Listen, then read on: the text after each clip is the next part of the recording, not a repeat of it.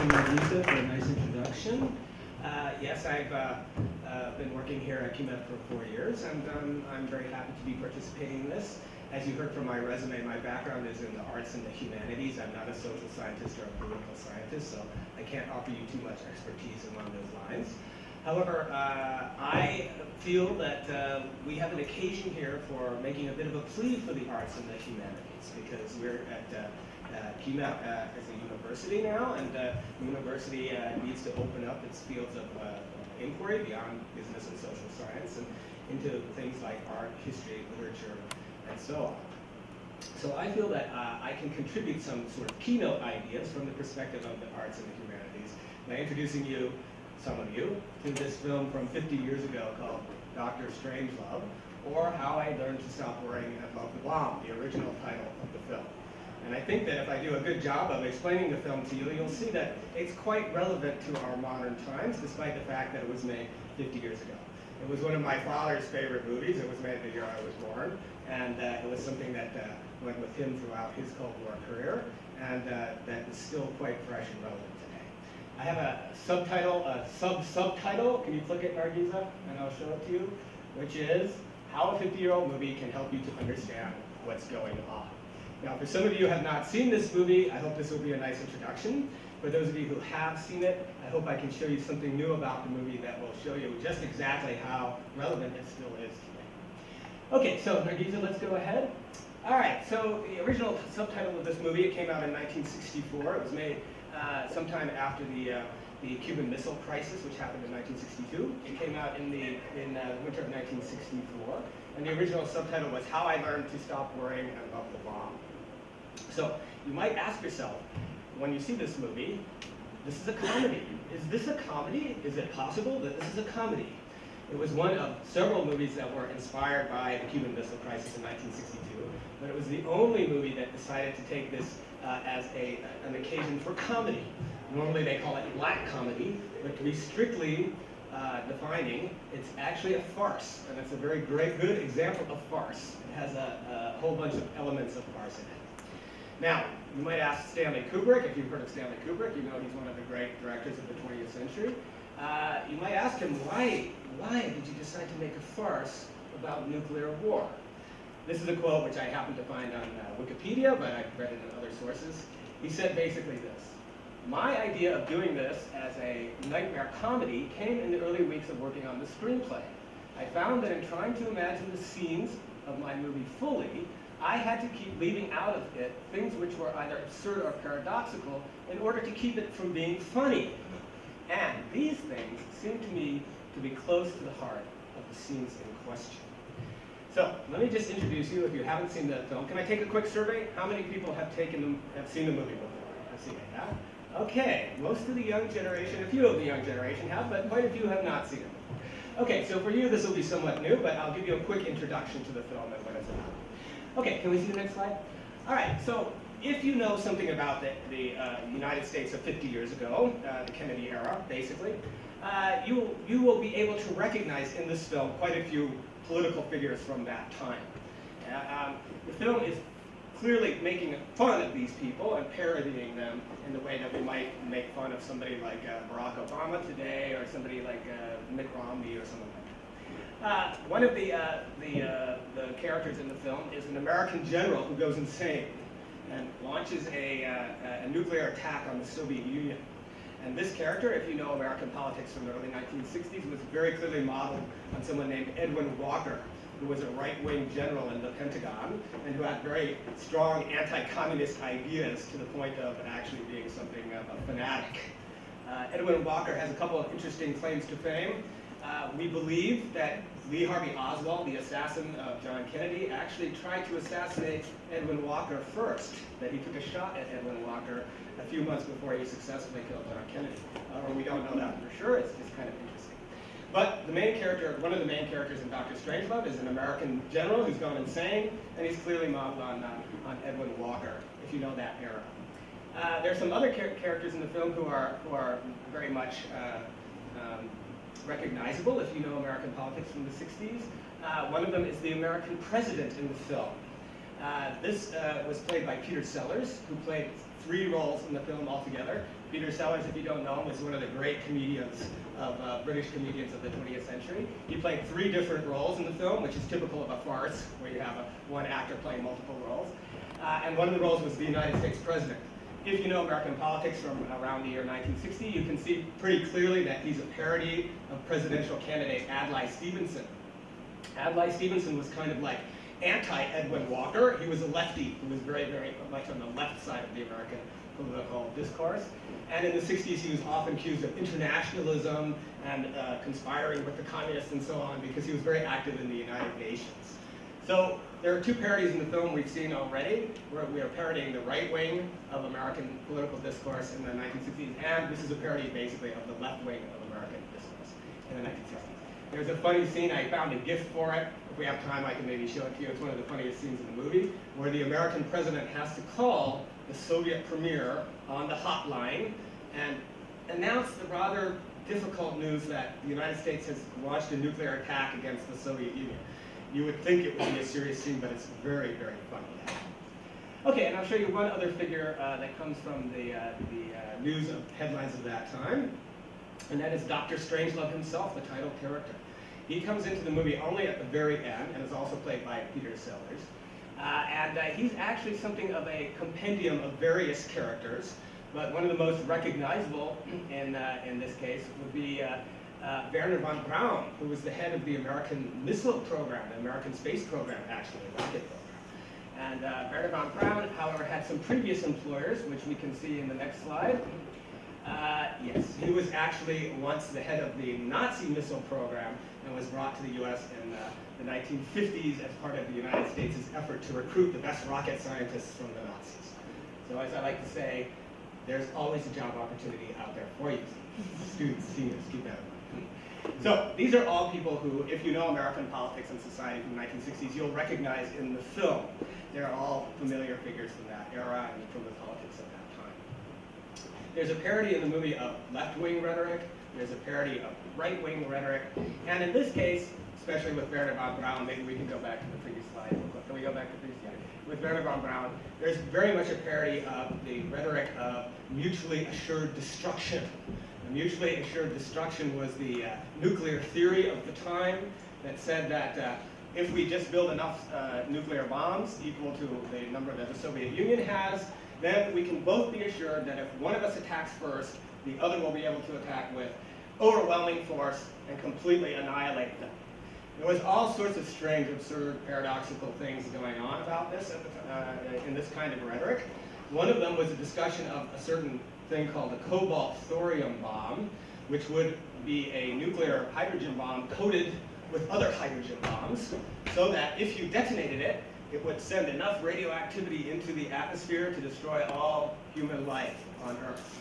Now, this was taken quite seriously, actually, in the early 1960s, and there was a lot of thought, theoretical exchanges on this basis. And that also is worked into and parodied in the film, and particularly in the character of Dr. Strangelove. Okay, so let's move past Wernher von Braun to the next slide. Now, one of the things some people say about the arts is, you know, the arts, they're decoration, yeah? And there's a tendency for us to think about that if we're working in business or economics or the social sciences, that arts are about decoration. But really, the arts are the way we have it, we human beings, to explore our human nature, yeah? So one of the things that you'll quickly notice about this film, if you watch it, is that there's a lot of something in it that isn't exactly what we first think of when we think about war. Yeah? Let me think about this. Let me see if I can explain it a little bit more easily. There's a character list of the characters in the film on the left, and these are their names in English. And as a test of my Russian translation skills, I decided to see if I could make a similar name in Russian that would communicate what the name sounds like in English. Yeah? So the general who launches the nuclear attack against the Soviet Union is called Jack D. Ripper, and my translation would be General Zhek Potrashitelь.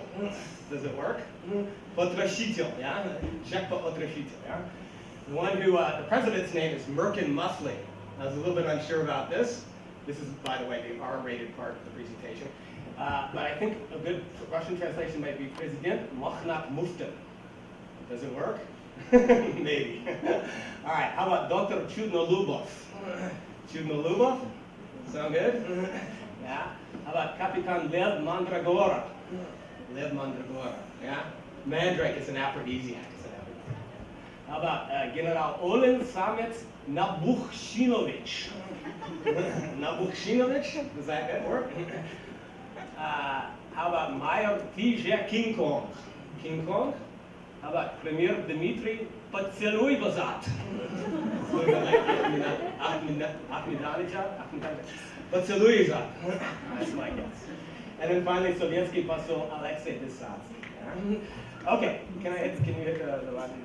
Now, I know what you're thinking. Yeah? I know what you're thinking. Yeah? But can we hit the button once more time? No, actually, it's not about sex. It's not about sex. As one of my students very astutely observed when I taught this about 10 years ago. Can you click the next one? It's about masturbation. That's what the movie is basically about. And masturbation, one more, that's different. That's not the same as sex. Sex requires two people, doesn't it? So this film has a subtext that's running through it that you'll pick up on the first time you see it, and that's part of the comedy of the film and how it's working. I warned you this is the R-rated part of the presentation. All right, so let's think about this for a second. What is the point of making this kind of parody? You know, why would we make a parody like that? Why would we make a connection between nuclear rhetoric and masturbation? What's the point? Actually, Stanley Kubrick is one of these directors. The more you watch him, the more you admire him. I learned later on that he was a chess champion, a very great chess champion, yeah, and very good at chess. And when you watch his films, you see that they're planned like a chess game. There is, in fact, one particular scene, which I'm going to show you in just a second, that really sets the theme of the film. And it's based in very old literature. It's based in literature from the Roman Empire, from Ovid's Metamorphoses. In fact, it's based on the myth of Echo and Narcissus. So I wanted to show you that art like this can be topical. Yeah, we've all forgotten all these people. We've forgotten Edwin Walker. We've forgotten Werner von Braun. They're all figures from history now. But the film itself is patterned or planned around something that's deeper than that. It's patterned around a theme, a mythic theme. So when we use myth, when we use that term in literature and humanities, we don't mean a story that's untrue. Quite the contrary, actually. We mean a story that repeats over and over and over again because it's part of our human nature. And the story that's underpinning this film, Dr. Strangelove, is the myth of Echo and Narcissus, and I'm going to prove it to you in just a second. Okay, can we have the next slide? All right, this is the myth of Echo and Narcissus that we inherited from the Metamorphoses of Ovid, written in the year 8 AD. Ovid was a Roman poet, and he was very immersed in the poetry of the Greeks, and the mythology of the Greeks. And he found two separate myths. The myth of Echo, who was a girl who always wanted to have the last word.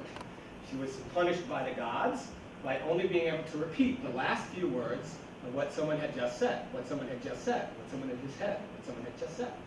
And there was another myth about a young man named Narcissus who was in love with his own reflection. Yeah?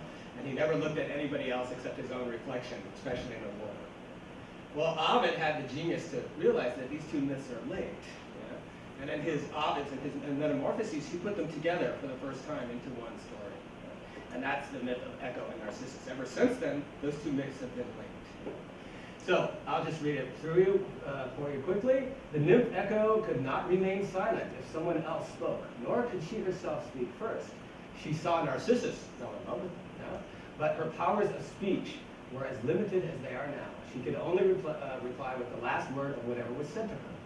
Here, let's come together, Narcissus called, and Echo had never spoken a more heartfelt word when she said, let's come together, let's come together, come together, come together, together, together, together. She rushed through the forest, intending to throw her arms about the neck which she so desired. But Narcissus fled when he saw her, crying, take your hands away from me. I'll die before I give time to you. She can only respond, I give time to you, you. Spurned, she hid in the woods and covered her embarrassed face with leaves. From that day, Echo hides in the forest and is never seen on the bare slopes of the hills. She is heard by everyone, but only the sound of her lives. All right, now I want to show you this myth in the film. Yeah? And you're going to be a bit surprised if you've never noticed this before, but it's very obvious. Nargisa, can you, can you actually go to the internet now? To click on, I need you to click on Yeah, that's it. Yeah, bring it up. Okay, now go to full screen and then play. Okay, or play or go to full screen. I'd say that you're all in line for some important promotions and personal citations when this thing's over with. That goes for every last one of you, regardless of your race, color, or your creed. Let's get this thing on the hump. We got some flying to do. That's the U.S. bomber headed for the Soviet Union.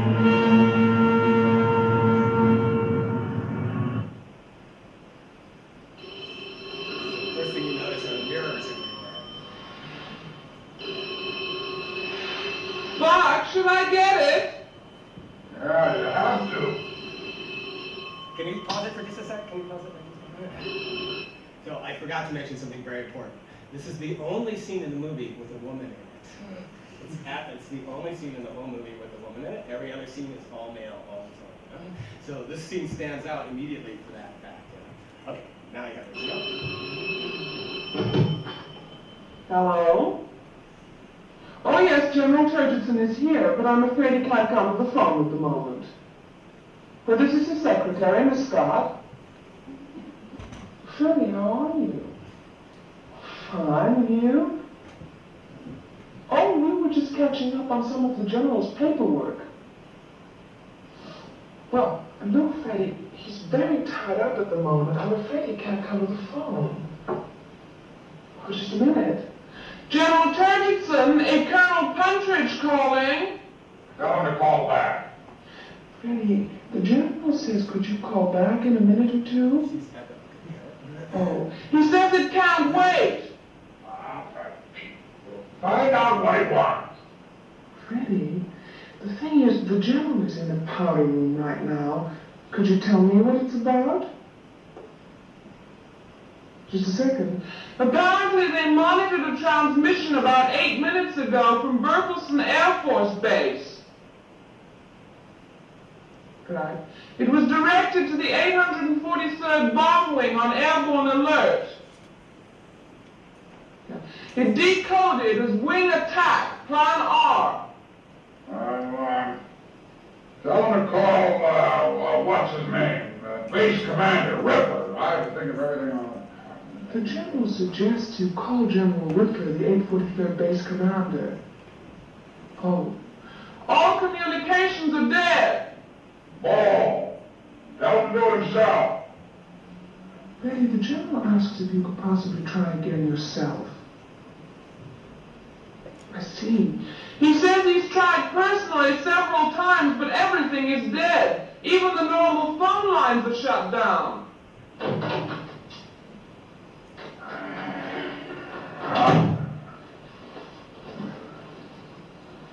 Fred, what? What's it look like? Yeah. Well, are you sure it's plan hour? Huh. What's cooking on the fretboard? Nothing. Nothing at all? I don't like the look of this, Fred. I tell you what you better do, old buddy.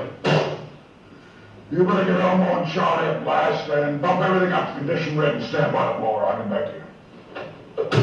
What's up? No.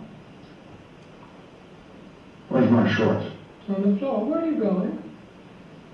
No. I just thought I might mosey over to the war room for a few minutes, see what's doing over there. It's 3 o'clock in the morning. The Air Force never sleeps. What, honey? I'm not sleepy either. I know how it is, baby. Tell you what you do. You just start your countdown, and old Bucky will be back here before you can say, blast off. You a commie has no regard for human life. You can Not even his own. Okay, so your comic has no regard for human life. Okay, so that's a scene that's very easy to miss when you see the film the first time. But like with most Kubrick films, you have to watch several times before you see how that works. But we have actually really very good layout in modern terms, or update of the story Echo Narcissus in that scene. It runs through the whole film, and it's the subtone, it's the keynote of the film. It tells you what the film is about. All right, now, you might ask, why is this relevant? Yeah? Okay, I just gave you a little lesson into this film. Let's go to the next slide, yeah? All right, let's talk about why myth is something we really need to study. Yeah? One of the things we need to study myth for is because technologies change, but people stay the same. Yeah? Human nature doesn't change. It's the same now as it was in Ovid's time, and it's the same in Ovid's time as it was 2,000 years ago. Yeah? Let's take a look at my Facebook page as an example. Yeah? Have we ever had a technology that plays more into this pattern of human behavior than that we see in the myth of Echo and Narcissus and the internet? Yeah? When I log on to Facebook, what do I get? Welcome to Facebook, George. Would you like to see some pictures of George? Infinite pictures of George. Always the pictures of George that George likes best, by the way. Oh, that's absolute narcissism in the way that it encourages this tendency in human nature, and it draws out this tendency. That was the same 50 years ago. It was the same 2,000 years ago. It's exactly what Ovid was talking about in his story. Let's try something else from the interview. Yeah? Here's some movies you like, George. This is my Facebook page. Maybe we suggest some other similar movies. What they're doing is echoing my movie choices. Yeah? So when I make a choice of a movie, the internet picks it up and echoes it. Yeah? The last thing I chose is the basis for what they suggest next. So what the internet does is it plays, or it's a new technology that's playing with very old elements of human nature, you know, that we might not be aware of if we haven't really thought about it. Okay, so the point I'm trying to make is we can learn something from literature and art and mythology. Yeah? We can learn something about what our human nature is and how technology plays or affects with those things. Yeah? So as an experiment, just today, I'm not a social scientist or political scientist, okay? I took from the last 24 hours some Strangelovian examples from the internet. By the way, since Stanley Kubrick's film, we have the adjective Strangelovian, yeah? And that comes from his play on the myth of Echo and Narcissus. His genius, just like Ovid's genius was to connect the two Greek myths of Echo and Narcissus, his genius, Kubrick's, was to take that Echo and Narcissus myth and connect it to the rhetoric of war. Yeah? And ever since then, we've had a new myth, the Strangelovian. Yeah? We can talk about Strangelovian behavior. Yeah? So take a look at some Strangelovian examples from the internet, collected just in the last 24 hours. Can we go to the next slide? All right, now, first thing you have to realize is my Facebook page reflects my interests. Yeah? So one of the things that goes through my Facebook page is Radio and Radio Liberty. These are all things my dad would have recognized from his days in the Cold War. Yeah? Okay, but there just happened to be, less than 24 hours ago when I did this last night, something on One Professional Russian Troll Tells All. Yeah? And I have a couple of interesting questions here. I can read through them for you, or you can do it yourself. But for example, Radio Free Europe, Radio Liberty asks, so what did your department do? This is about the professional trolls that are hired in Russia to comment on websites. So this character says, our department commented on posts. We were hired by the government to comment on posts. Every city and village in Russia has its own municipal website with its own comments forum. People would write something on the forum, some kind of news, and our task was to comment on it. We did it by dividing it into teams of 3. One of us would be the villain, the person who disagrees with the forum and criticizes the authorities, in order to bring a feeling of authenticity to what we're doing. The other 2 enter into a debate with them. No, you're not right. Everything here is totally correct. One of them should provide some kind of graphic or image that fits in the context, and the other has to post a link to some content that supports his argument. You see, villain, picture, link. Can you click on the next one? So all 3 of you sit together in a room in St. Petersburg, agreeing on who's going to do what in this performance. Yeah, that's kind of the absurdity that goes on. Yeah?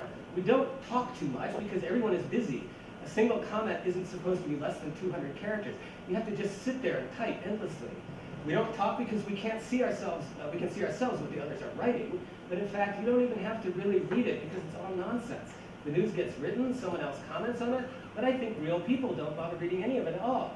So in this way, the 3 of us sitting together in a room in St. Petersburg, our little threesome traverses the country, stopping at every forum, starting with Leningrad and ending in Vladivostok. We create the illusion of actual activity on these forums. We write something, we answer each other. So what we're having is absolutely a Strangelovian example there. It's funny. It should make you laugh. Yeah, because why would somebody do something so stupid? The three of them are sitting together in a room talking to each other about the political situation, not talking or thinking about the other side, the other person. All right, so let's just look at another example. This is random. It came through my internet post today, so I posted it as well. It seems that there's a rumor going around on the Chinese internet that the CIA attempted to assassinate Snowden somewhere in Macau or in Hong Kong, and that a lot of people believe this actually happened, when actually there is no truth at all behind this story. It's another kind of Strangelovian situation, and the commentator on it wrote something that jumped out at me as very Strangelovian. He said, "So with facts having long ago been tossed out the window, the story of Snowden's attempted assassination in Macau has now become a parable," that's like a myth, "for how what you find online only confirms what you already know." Right, so one of the things we learned from Ovid is people like the sound of their own voice. They like their reflection in the mirror. They get trapped and enamored and obsessed by these things. It's nothing new. It's been with us, and it's part of who we are. But it's taking new forms. And one more. So I just found this that I thought was kind of funny. I put it there. These are memes. Memes, as you know, are also a new phenomenon on the internet. Okay, and this was one of my favorites when I saw it. Well, I'll infringe. We're living in a new world of technology, but the old human nature still remains. It hasn't changed. Okay, so that's my contribution. I hope that strikes some kind of keynote, and I can turn it over to the other